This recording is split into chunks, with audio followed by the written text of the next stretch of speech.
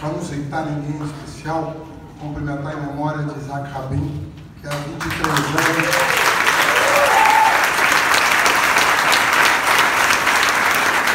Há 23 anos foi morto por um intolerante, alguém que não sabia conviver com a diferença, não sabia o que significam os valores democráticos.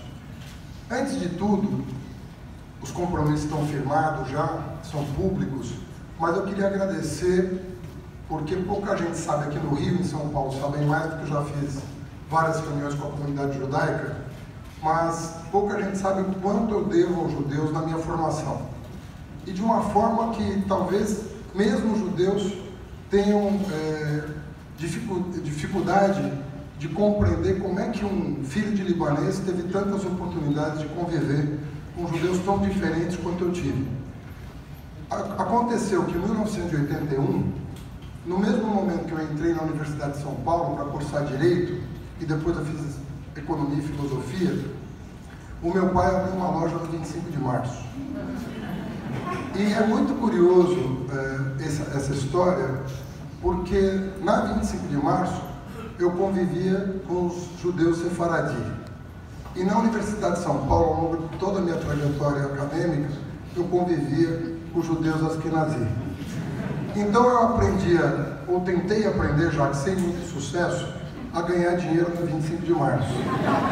E na Universidade de São Paulo, com o Celso Laffer, com o Roberto Schwartz, com o Paul Singer, com o Gabriel com o Rui Fausto, com o Boris Fausto, eu aprendi a amar os livros, porque vocês são o povo do livro, e eu aprendi a amar os livros por meio da cultura de vocês.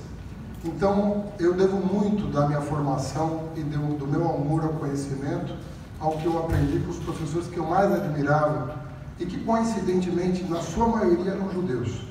E eu pude fazer toda a minha trajetória acadêmica nessas três áreas, convivendo com pessoas que, enfim, tinham acumulado uma sabedoria extraordinária em virtude desse legado que vocês deixam para a humanidade de fazer do livro o símbolo de uma nação, o símbolo de uma visão de mundo.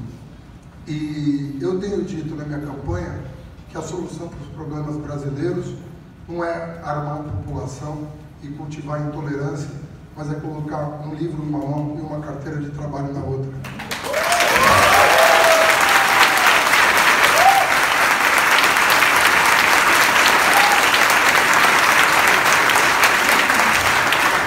Eu sei o quanto trabalho e educação são valores do judaísmo, eu sei o quanto esses valores são cultivados pela tradição judaica, e eu termino falando de um dos dias mais tristes da minha vida. Sinceramente eu digo isso.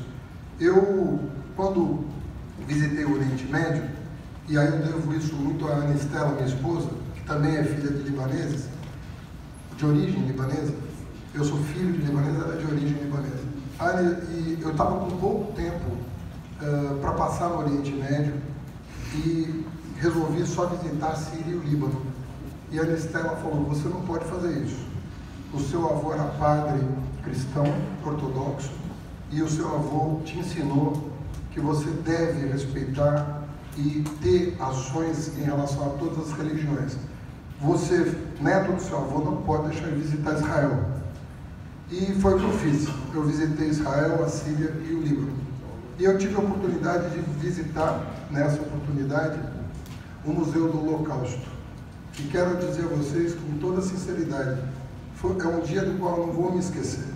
Porque o que eu assisti no Museu do Holocausto, a maneira como me foi apresentada a tragédia do Holocausto, ficou gravada na minha alma como uma coisa que tem que ser evitada a todo custo, na raiz. Na raiz. É isso que as pessoas precisam compreender. Essas coisas se cortam pela raiz, porque depois que elas se desenvolvem, às vezes a ação humana se torna tardia para evitar.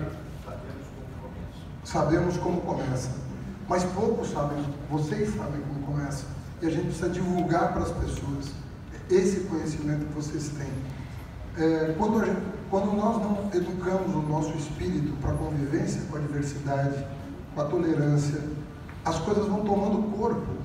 E de repente elas se tornam irrefreáveis e a ação humana parece insuficiente para conter o mal que esse ovo da serpente produz. A gente tem que saber entender que não é bonito esse discurso que está nas ruas do Brasil. Isso não vai nos levar a nenhum lugar. Isso está já amedrontando as pessoas. Isso já está ceifando vidas de brasileiros. Nós não podemos aceitar isso no Brasil. E a gente precisa dizer para o mundo isso e militar até o sábado, até o domingo, e dependendo do resultado, para sempre, né? Porque essas coisas, elas germinam de uma forma muito forte e a gente precisa conter logo no começo. Meu compromisso, portanto, é, em primeiro lugar, lutar pelos valores de liberdade e igualdade. Não é até o dia 28, até o fim dos meus dias, no que eu acredito piamente.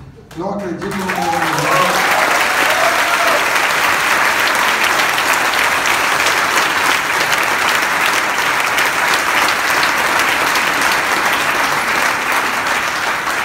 E a segunda coisa é cultivar a paz, sobretudo num país tão violento quanto o Brasil. Nós perdemos 63 mil brasileiros nos últimos 12 meses assassinados.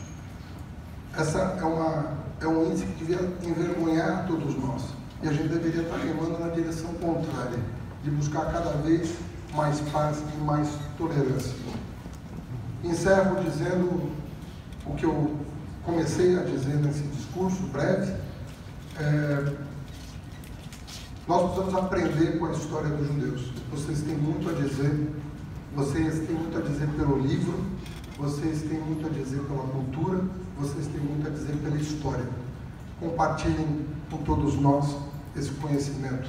E me desculpem ontem ter citado o Torá ao invés do Talmud. Mas de qualquer maneira, a humanidade deve vocês esse conhecimento.